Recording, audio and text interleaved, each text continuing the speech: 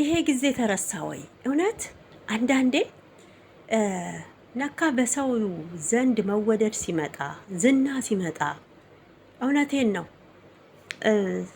ምን ልበላችሁ፣ መልካችሁ ከዱሮ ጥቁር ተሆናችሁ ወደ ቀይ ስትቀየሩ፣ ቀጭን ተሆናችሁ በቃ ስጋ ተደራርቦ ሲመጣ የሆነ ኩራት የዱሯችን የምትረሱ ነገር በጣም ነው የሚገርመኝ ማለት ነው። እና ሩታ እንግዲህ በዛም በክፉ ጊዜ አብራክ ነበረች። አሁን ለምን ወደ ሌላ ሄክ አይደለም ወቀሳችን፣ ለምን ስርዓት አትይዝም ነው እንግዲህ። ያው ሩታ አሁን ላይ ሄርሜላን አስፈራርታታለች። እቅዷንም እንደምታሳካ ተናግራለች።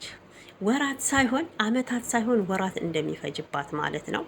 በዛን ሰዓት ደግሞ ዛሬ አልፈልጋትም ብለክ የዘፈንከውን ዘፈን እግሯ ላይ ወድቀክ በተራክ ሩታ እንዳለቀሰችው ሄርሜላም ስታለቅስ እናያለን ማለት ነው። እና እኔ ሄርሜላ ክፉ ነች ብዬ አልልም፣ የዋህ ናት። ያው በአሁን ሰዓት እንግዲህ አብርሽ መጠቀሚያ እያረጋት ነው፣ መጠቀሚያ ሴትነቷን እያረጋት ነው። ይሄም እንግዲህ የእህቱ ትብብር አለበት ማለት ነው። እና ሩታን ለማስቀናት ሩታን ተስፋ ለማስቆረጥ ሲሉ ያረጉት ነገር ነው።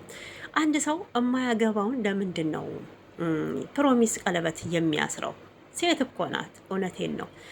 አሁን እኮ ሌላ ቻንስ ቢመጣላት ይሄ ቪዲዮ ተለቋል። እንግዲህ ፕሮሚስ የገባላት ሰው አለ።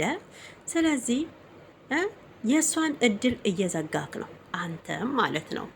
ለማንኛውም ሩታዬ ይመችሽ፣ ሁሌም አበበሽ፣ ሁሌም ደምቀሽ ከሰዎች በላይ ሆነሽ እንድናይሽ ነው የምንፈልገው።